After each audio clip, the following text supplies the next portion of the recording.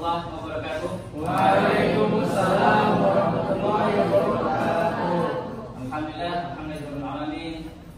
Wassalatu wassalamu ala asyrafil anbiya'i wal mursalin sayyidina wa maulana Muhammadin wa ala alihi wa sahbihi ajma'in.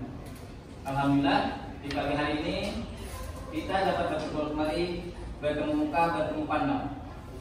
Setelah kita masing-masing melakukan kegiatan kita masing-masing sesuai dengan tujuan apa yang akan kita capai dalam kehidupan sehari-hari.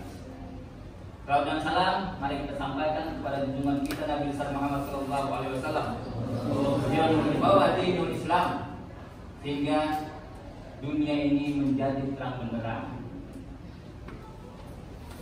Itu semua berkat bagaimana kegigihan Rasulullah dalam perjuangan Islam bersama sahabat-sahabat beliau, bahkan rela mengorbankan jiwa dan raga menegakkan Islam di persada bumi ini.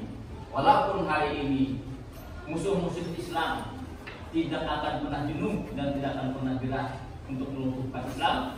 Salah satu contoh adalah bagaimana pembantaian Israel terhadap bangsa Palestina, saudara kita seiman dan seagama. Minggu kemarin bangsa Indonesia tidak berdiam diri. Bangsa Indonesia prihatin, bahkan Presiden kita Joko Widodo mengecam atas kebrutalan Israel terhadap bangsa Palestina. Banyak bangsa Palestina, terutama rakyat-rakyat sipil, warga sipil itu dibunuh secara berbuka. Berita terakhir yang kita terima adalah lebih dari 9.000 warga Palestina yang terbunuh dalam kekejaman Israel. Kita diharapkan berdoa semua, mudah-mudahan Allah mengabulkan doa-doa kita. Mereka semua akan memperoleh suatu kemenangan. Itulah yang bisa kita lakukan.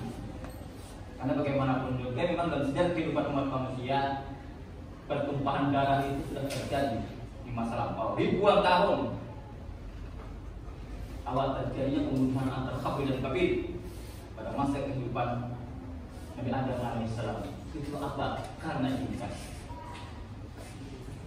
Baik saudara sekalian, sebelum kita mengawali perkuliahan hari ini, lagi-lagi saya mengabsen kalian satu demi satu. Mudah-mudahan bisa lebih mengenal, walaupun sesungguhnya agak susah juga.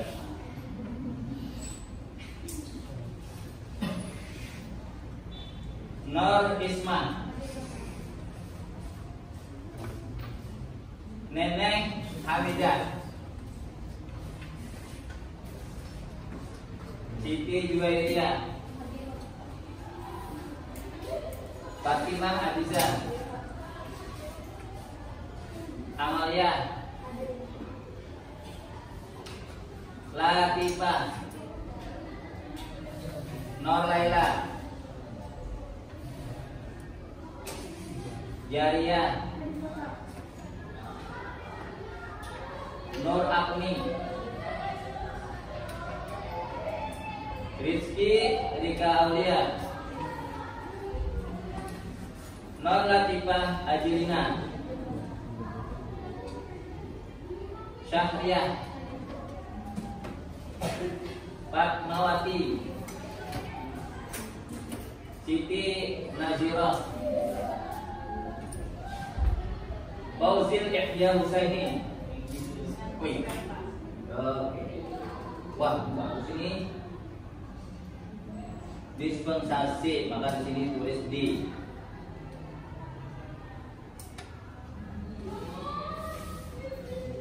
Jangan kalian semua kena kurus-kurusan dulu. Kurus kebaikan. Nisa Muflihah, Muhammad Trisurya Dharma, Tania Husna, Ahmad Zakaria, Natalia, Husni Nafaris, Muhammad Mufidi, Muhammad Wahfianor, Ziyadatul Husna, Ahmad Firmanto Azhari.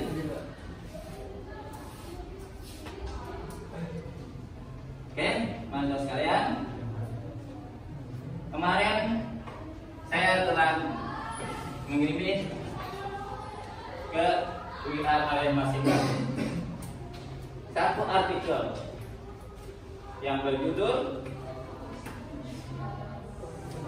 cara memancing keterlibatan anak didik dalam pembelajaran. Di dalam syllabus kita itu adalah pokok bahasan yang kedua. Bahasan kita yang pertama adalah tentang media pembelajaran. Saya yakin bahwa kalian semua telah belajar tentang media pembelajaran, terutama ketika kalian mengambil perencanaan pembelajaran.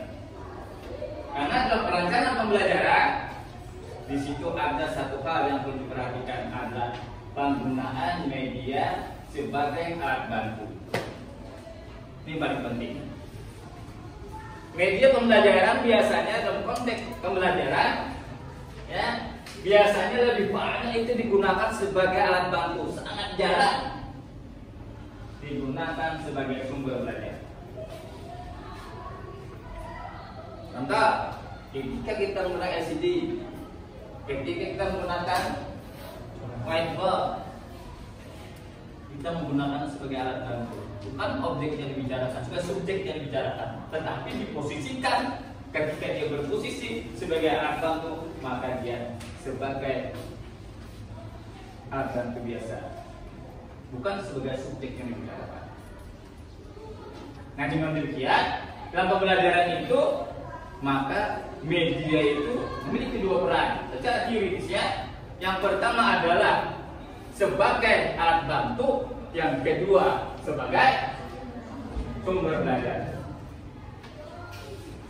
Lalu bagaimana sebenarnya parameter atau indikator-indikator yang menggambarkan bahwa media pembelajaran itu dia sebagai sumber belajar, sebagai sumber objek yang dibicarakan. Misalnya, ketika aku berbicara menceritakan tentang HP, bersambal HP Samsung. Kalau ingin membuka, klik ke sini. Nanti ada penampilan di display.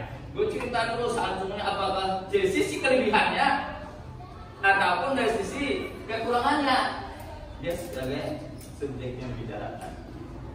Maka dia bukan alat bantu, tetapi dia adalah sumber belajar. Itu contoh. Nanti bisa dikembangkan. Setiap materi, ini yang paling penting, yang perlu diingat. Setiap materi itu pasti menggunakan alat bantu, menggunakan media keseluruhan, ya. Maka ketika seseorang guru menggunakan media, maka di dalam media itu ada pesan-pesan yang disampaikan. Kalau kita gambarkan,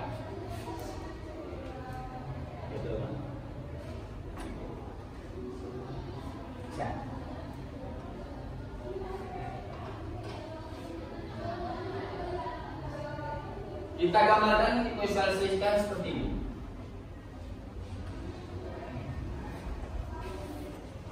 Ini dua, satu,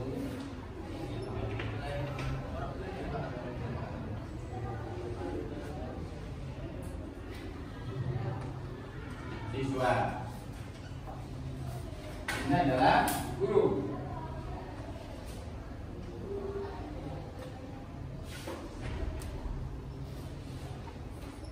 Siapa bisa menebak di manakah di antara dua lingkaran ini posisi media dan posisi bahan pelajaran atau berisi pesan-pesan yang akan disampaikan? Ada dua lingkaran. Di mana posisi media? Di mana posisi pesan? Ada yang bisa menjelaskan? Ada yang bisa menebakkan?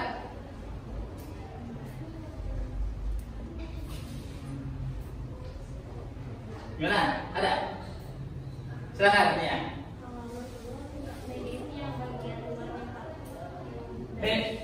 Pesan? Gimana menjadi pesan? Di tengah.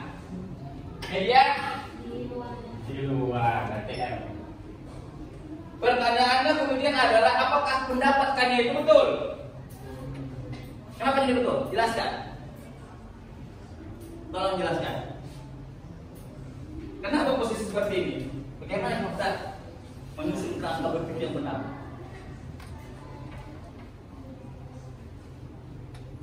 Saya? Karena itu kan yang mengantarkan penyampaian guru ke siswa di belum Pak yang bisa belum Pak. Oke. Jalannya yang menyatukan garis itu menyatukan ke siswa, sedangkan isinya pesan di dalam. Nah, berarti betul posisi ini. Betul.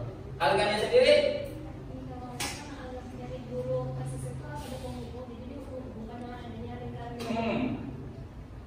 Oke ya, oke. Jadi betul ya, dapatnya sekarang kita perdalam pemahaman kita. Guru dan anak didik, ya, akan terjadi interaksi. Mencatatkan, akan terjadi interaksi. Seandainya, nah seandainya kedua hal ini, unsur-unsur ini ada,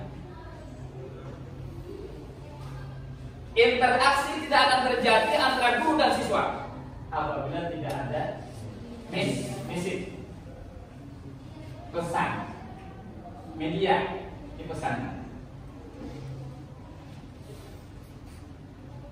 Karena hari ini apa materinya? Tentang apa materinya hari ini yang aku sampaikan ini? Hah? Media. Berarti ini dong yang membuat kita hari ini berinteraksi, media. Topik bahasannya. Oke. Nah, ini media. Pertanyaannya, Pak Bantu di sini media atau tidak? Media. Aku ingin menyampaikan pesan-pesan itu melalui media ini menggambarkan sebuah konsep pemahaman. Ini media. Di dalam media itu pesan yang disampaikan. Nanti ketika seorang guru ingin menyampaikan tentang Ka'bah, Ka'bah itu seperti apa? Kita ambil siswa SD atau MP, dia tidak pernah lihat Ka'bah. Mungkinkah kita mendatangkan Ka'bah dari Mekah? Apa yang kita lakukan sebagai guru? Menggunakan media. Kita ambillah apakah di YouTube atau kita kalau di kampung kira-kira ada di internet nih, ambillah gambar miniatur Ka'bah. Media atau tidak? Media. Nah, di dalam media itu ada apa? Pesan sampaikan tentang Ka'bah. Nah, jadi ini posisinya, interaksinya. Nanti ada feedback. Nah, feedback.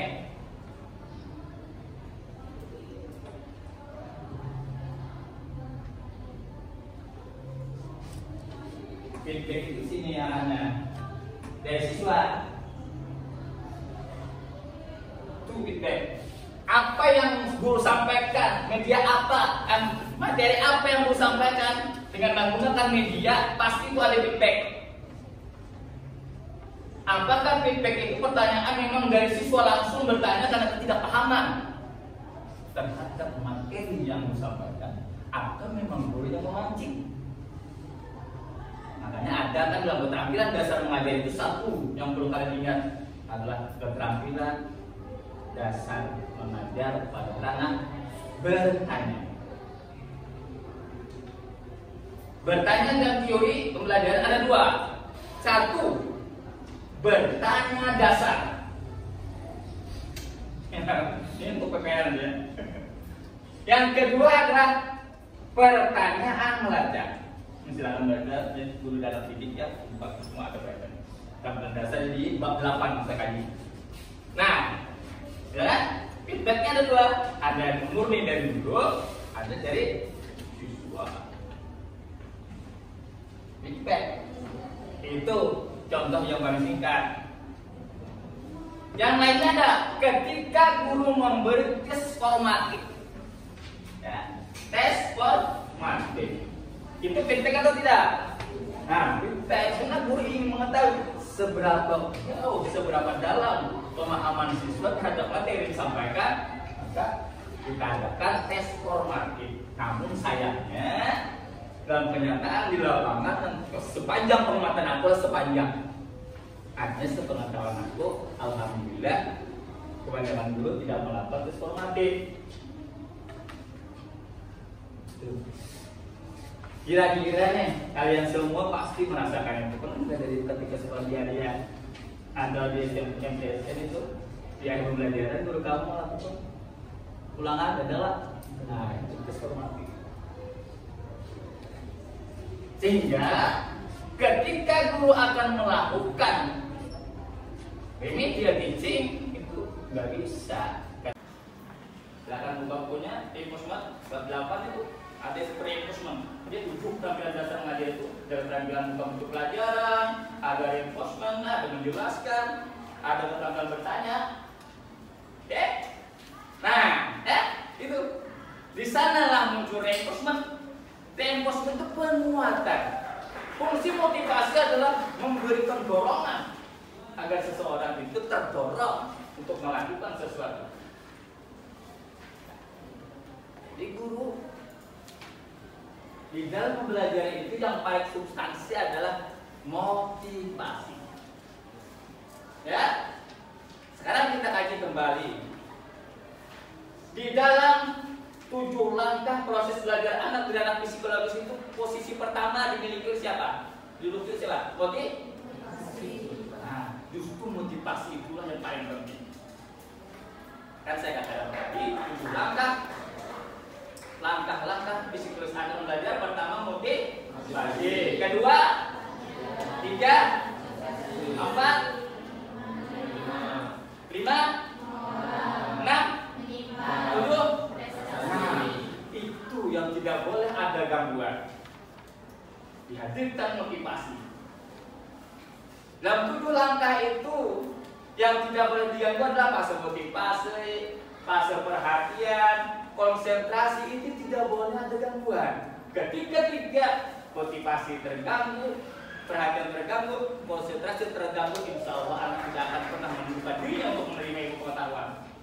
Ini teori yang saya bangun ini. Ada 7 langkah itu. Tidak ada, saya cipta sendiri. Dalam buku guru anak didik dan berhasil dipakai untuk memahami hakikat strategi. Dimotivasi. Contoh, bagaimana saya membuat anak saya di rumah itu dia membaca buku tanpa saya perintah? Maka saya gunakanlah reinforcement. Ada reinforcement itu dengan penguatan tanda, ya, ada gesturan. Nah, kita lihat dengan motivasi hadiah. Ketika dia pandai baca, ya, betul dulu lagi halus tebak-tebakan di jalan untuk menunggu, kan belum hadir dalam dirinya itu. Motivasi intrinsik tadi belum hadir. Hadirkan itu jika disuntik dengan motivasi ekstrinsik. Hadiah motivasi ekstrinsik atau tidak hadiah?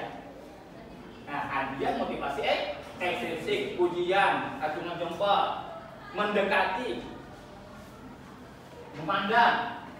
Yang mana ke sini aja, di situ tidak, nanti situ cemburu. Ini persoalan. Nah, ini menghidupkan suasana. Kayak mengajar, kan ada para SMA dia. Itu juga ada gerakan-gerakan penguatan apa yang kita bicarakan dalam bentuk program. Nah, ini persoalannya bagaimana pertahankan motivasi. Penjelasan kita juga ada power. Bukan hanya bukan hanya power box. Ada power bank. The power of korban. Itu. Saya beri hadiah blok-blokan. Nah, carikan tulisannya Honda. Ganda dulu. Besar-besar hurufnya. Terus sambil aku sepeda motor nyetir, kadang-kadang mobil. Wah, itu Honda dapatnya. Lain lagi dulu apa? Carikan namanya Yamaha. Sampai berapa? 110. Berhasil. Nah, sudah berhasil. ingin kemana? Oh, ada hadiah. Itu kental sekali dia ketika dia datang keluar dari sekolah. Pak, belum dapat 90. Pak, anak matematika ini hadiahnya duit 5.000. Tahun 90 5.000 berarti. Akhirnya dia tuh luar biasa baca. Kasus terjadi ketika minjam buku di perpustakaan Pak Anam, rumah perpustakaan itu minjam hari itu kekeluargaan, dia minjam pulihkan pelajaran. Aku tahu dia minjam buku, aku sampai rumah, belum lagi masuk, aku belum turun lagi kendaraan, bahagia kita perpustakaan lagi. Kenapa itu Pak? Sudah habis ya bukunya kerja. Apa artinya ini? Pesan yang disampaikan adalah di sana terbentuk motivasi. Sampai hari ini dia punya perpustakaan sendiri. Di rumahnya itu ada 800 buah buku. Sebagian daftar ada miliknya. Inilah kehebatan dulu. Nah, kamu nanti bagaimana dalam belajar menghadirkan itu dengan kekuatan keterampilan emosional. Ketika aku jadi guru, di tempatan Anda lagi, anak berprestasi waktu itu, menjok nilainya dalam bahasa Inggris paling tinggi waktu itu 5. Jadi ada naik sudah nilainya 6, 7, sebagian ada rendah. Itu aku tulis. Ada jumlah mahasiswa itu 15. Di setiap kertas jawabannya itu jawab untuk berinilai aku tulis. Misalnya, for example, mereka yang berprestasi tinggi, itu aku tulis di lembar kertas di rumah itu. Di bawah itu ada ruang misalnya, ada ruang musik. Nilai tinggi misalnya nih nilai 80. Terus anak putra saya, janganlah antum, janganlah kamu terlena dengan nilai hari ini, karena kebanggaan membuat kamu tidak cerdas secara akal. Janganlah kau sombong ketika kamu berhasil. Selalu belajar meningkatkan kemampuan dan selalu belajar. Dengan kesombongan kadang-kadang membuat kita lalai untuk memperbaiki orang lain. Di bawah tulis belajar masih ini juga dari gurumu yang selalu merindukan. Saya dari itu yang berarti ini yang bosan ya. Sekarang mau tantangan untuk anak yang rendah. Rendah lagi anakku, nilaimu hari ini janganlah membuat kecewa dan patah hati atau berputus asa. Ini kalimat itu yang kita gunakan. Janganlah kamu merasa sendiri. Bapak ada selalu bersama. Nah, dalam suka dan duka, kita semuanya itu suntikan psikologisnya itu. Tidak ada persoalan, Bapak selalu siap dia hadir bersamamu. Entah di mana, ini bertemu Bapak silakan. Selalu itu. Tulis di bawah, Bapak yang selalu mengingatmu siang dan malam. Ternyata suntikan psikologi itu luar biasa untuk menghadirkan motivasi dari perontokan berpikirnya. Itu motivasi. Mereka media yang jadi motivasi, memilih motivasi. Jadi motivasi itu bukan sekali dia satu berpiala ya dan buku sudah dulu, bukan itu. Ketika anak memperlihatkan perubahan, misalnya contohnya ketika dengan guru lain, misalnya dia di guru ya masukannya ada dia satu kelas libur masuk kita dia menunjukkan prestasi itu atau tidak. Ketika kita masuk tidak ribut, tenang, itu prestasi atau tidak? Apa yang kita lakukan supaya itu bertahan? Nah, aku berhari membawa gula satu pak, 2 bulan. Ketika dia berprestasi setelah, nah ini hadiah, kamu berprestasi semua. Oh, dapat bulan batu. Akhirnya jadilah kita guru yang merindukan. Motivasi. Sehingga ketika kita jadi orang yang disenangi anak didik, maka materi kita akan bisa naik. Bikin nanti gue pikir jadi idola. Ya. teknik memancing keterlibatan anak didik di dalam konteks pembelajaran. Yang terakhir variasi mana? Variasi metode ya. Metode ini penting dipahami. Hari dikuasai. Jadi drama, diskusi, tanya jawab drama, diskusi, tanya jawab. Itu terlibat. Dalam pembelajaran dengan basis student oriented, tidak menggunakan metode ceramah 100% dari awal sampai akhir. Ciri student oriented yang saya bangun adalah metode ceramah itu 25% di atas, 75% di bawah. Jadi awal dan akhir saja, di tengah tidak ada. Apa 25%? Metode ceramah dia hanya sebagai pengantar dari materi yang disampaikan. Maka anak masuk dalam teknik ini kita bangun. Diksa, karsot, naboling, kota konsip, risandi, ya itu masuk semua. Nanti kan saya bilang kamu ada nanti metode teknik utama, ada teknik pendukung, di berhasil ada sampai tiga teknik. Besok kita coba praktekkan. Jadi menggunakan metode yang bervariasi. Saya sudah mengatakan kemarin bahwa ada metode itu dua sejoli. Ada ingat metode dua sejoli? Ya, dan demonstrasi dan apa lagi? Drill. Drill apa?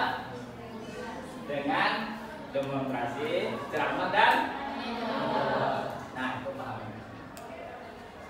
Akhirnya sampailah kita pada sebuah kesimpulan tentang materi yang kita sampaikan hari ini, tentang bagaimana mengaktifkan siswa di dalam konteks pembelajaran. Bukan aktif melatih fisik, itu penting.